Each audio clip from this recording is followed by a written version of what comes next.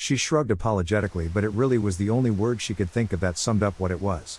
From what I've heard, it's a scroll, with a short but powerful incantation written on it, by Miner himself.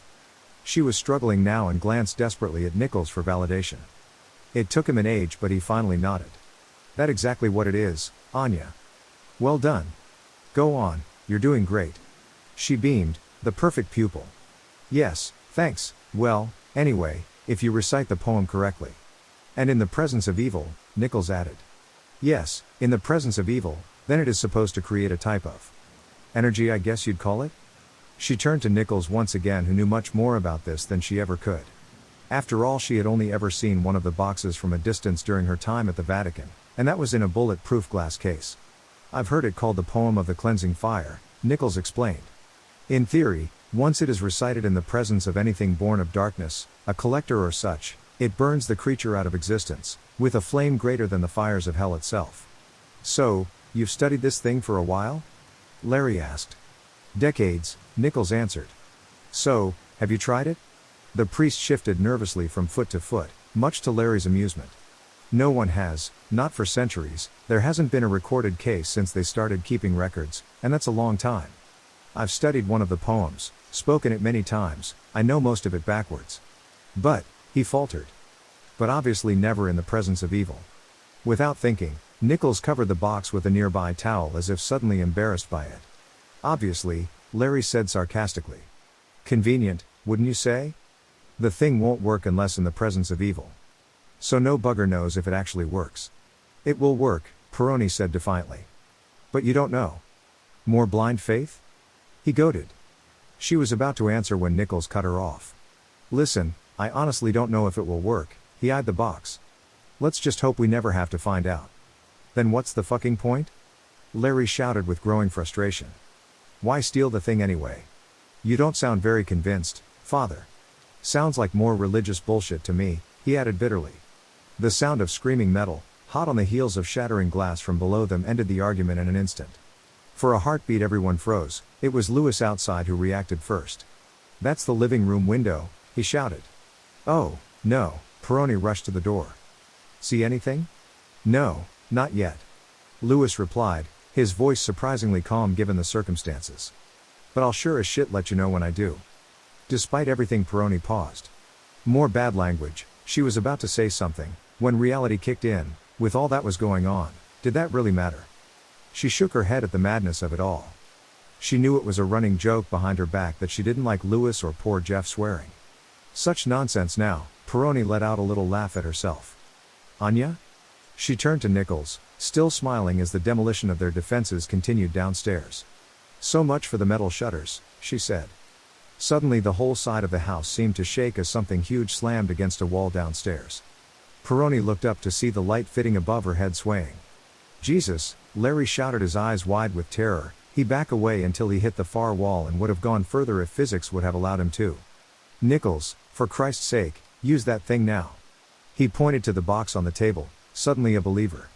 Whatever had torn through the shutters could be heard now, shifting at considerable weight around the living room downstairs. It sounded massive. Out on the landing, Lewis edged closer towards the top of the stairs and leaned out over the banister for a better look. Stay here, Father, Peroni instructed. She had the overwhelming desire to go over and touch the box for luck before he moved out to join Lewis, but resisted. She caught a worried look on Nichols' face as he too looked at the box.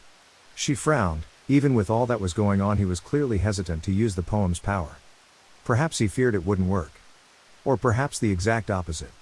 After all, no one knew what would happen once you unleashed the cleansing fire.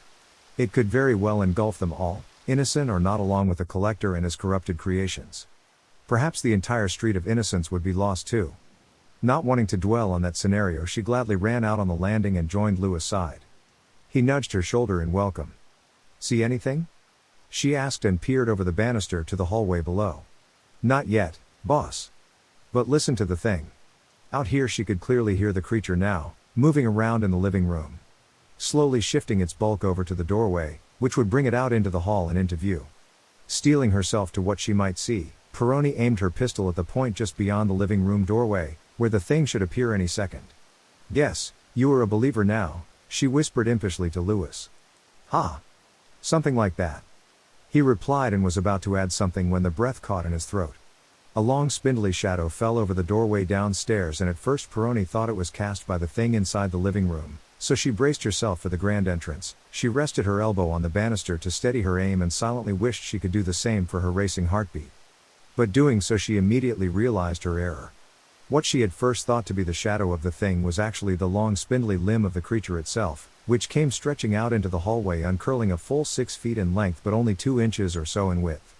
It was followed by another limb, then another, as the thing began to force its way through the doorway.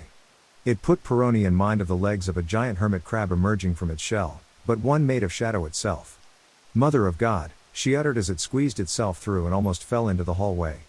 Although the hall light was on down there, the form of the creature refused to give the observer anything but the merest fixed detail of its texture. It was a mess of geometry, and Peroni struggled to make out even the most rudimentary form within its bulk. The thing was a mass of swirling smoke and shadow, somehow bound into the vaguest of forms that could, with some imagination, lay claim to being its body. But the only truly recognizable elements to the beast were its legs, which unfolded from its body much as the legs of a spider might as it emerged from the darkest recesses of its web to slowly crawl along towards some poor trapped and struggling insect. As Peroni watched it creep down the hallway and over to the foot of the stairs, she thanked God she couldn't make out anything but the slightest detail in the dark and undulating mass that was its body, because she knew for certain if she could, it would send her screaming off in blind panic. As it was, the growing horror welling in her stomach was threatening to overwhelm her, so she focused on the barrel of her pistol, so the thing was just an out-of-focus blur beyond, but still her eyes refused to be misdirected. The thing slowly began to crawl up the stairs, now like something ripped from a sick child's arachnophobic fever dream. "Fuck this," Lewis spat, breaking the creature's hypnotic hold on Peroni, and he opened fire, 5 shots in rapid succession into the thing's body, but as Peroni watched, the bullets simply passed through its body as if it was indeed just made of smoke, and ripped into the stairs, sending up a shower of splinters into the air. The monster didn't so much as shudder as the bullets passed through its form, nor did the assault slow its ascension. Step by terrifying step, it just kept coming. Jesus! It was Larry from the room behind. "What the fuck is going on out there?" Peroni chanced a glance over her shoulder to see Larry and Father Nichols were in the doorway, wide-eyed and pale-faced. Larry said something else, but the thunder of her heat-beat in her ears drowned it out. "Stay back," she warned, and jumped as Lewis fired off 3 more rounds. The report of the shots bounced off the walls around her impossibly loud, and the smell of gun smoke stung her nostrils. "It's not stopping!" Lewis screamed. "What's not stopping?" Nichols shouted. "Believe me," Peroni said, suddenly nauseous. "You don't want to know." She took a deep breath, but it tasted of cordite and fear, making her gag. "Anya?"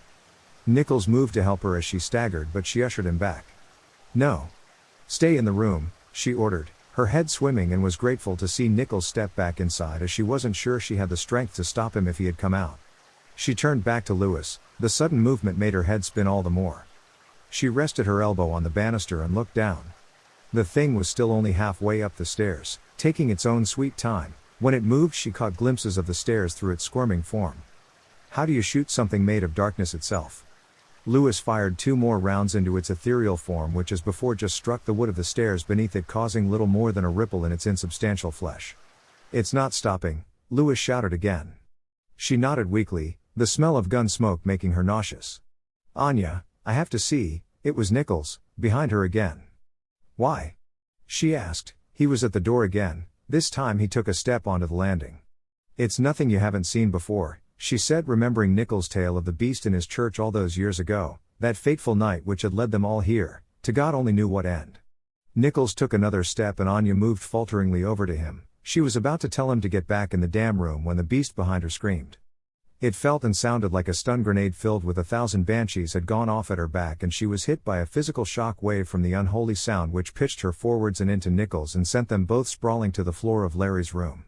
Peroni rolled off the priest but could only get to her knees. Gasping for breath, she tried to shake off the shock, but the bells in her head only grew louder with the sudden movement.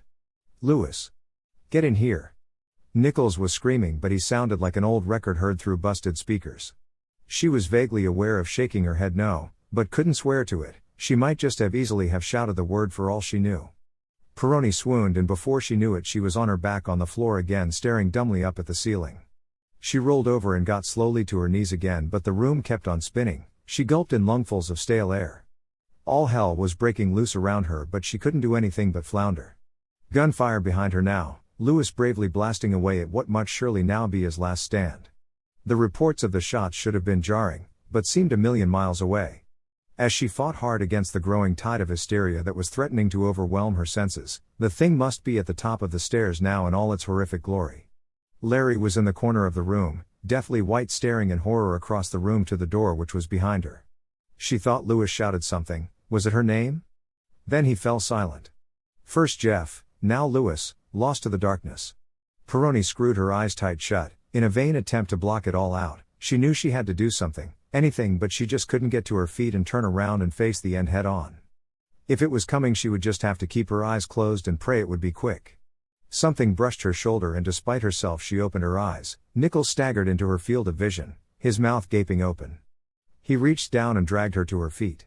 She could feel his breath on her face. He was shouting something at her, but her fear-addled brain refused to process the words.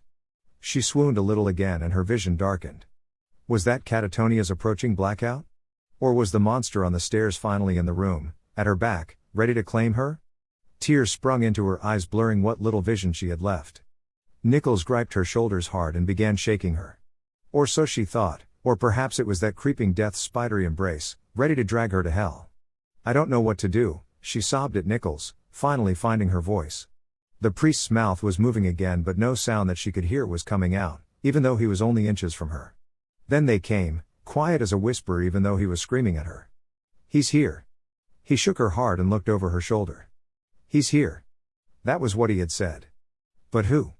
Peroni felt herself slipping again despite Nichols screaming in her face. Black blotches in her vision threatened to take her sight altogether. Was this the end? Father Nichols slapped Peroni hard across the face, and a split second later all her senses came rushing back. He's here. Nichols repeated, clear as day. Who? She said numbly. Anya, Nichols said desperately. Snap out of it. He took a hold of her shoulders and physically turned her around to face the empty doorway. Lewis was gone, as was the creeping nightmare. Then came the sound of movement from the landing just out of sight. Peroni instinctively raised her pistol, aiming at the doorway. Thank God, Peroni felt a rush of relief. It was Lewis. His voice sounded muffled and the words was choked out and with some effort, but at least that meant he was still alive. Then Lewis was dragged into the doorway by a smartly dressed man of no more than 30. His appearance caught her off guard somewhat. She had been expecting the demon, or another diabolical creation. Not a stockbroker. He had Lewis in front of him so he could use him as a human shield. Lewis struggled wildly, causing himself more discomfort, but the man, despite his somewhat slight frame, hardly seemed to need to exert himself at all to maintain his grip. Randall, Nichols breathed from behind her. Randall raised an eyebrow at hearing his name and a slight grin snaked across his face. Peroni aimed as best she could at the collector. But even though he was a good foot taller than Lewis, she couldn't get a clear shot. Deep down she was grateful for this, having never actually fired her weapon in anger at a person before. Perhaps in the safe surroundings of the police firing range she may have taken the shot, but here, with her nerves in tatters and a dear friend's life on the line, she hesitated and eased her finger off the trigger a little. A small but significant action, or inaction, she hoped she wouldn't live to regret. Easy now, sweetheart, Randall said casually, wondering if she could actually hit him from behind his human shield.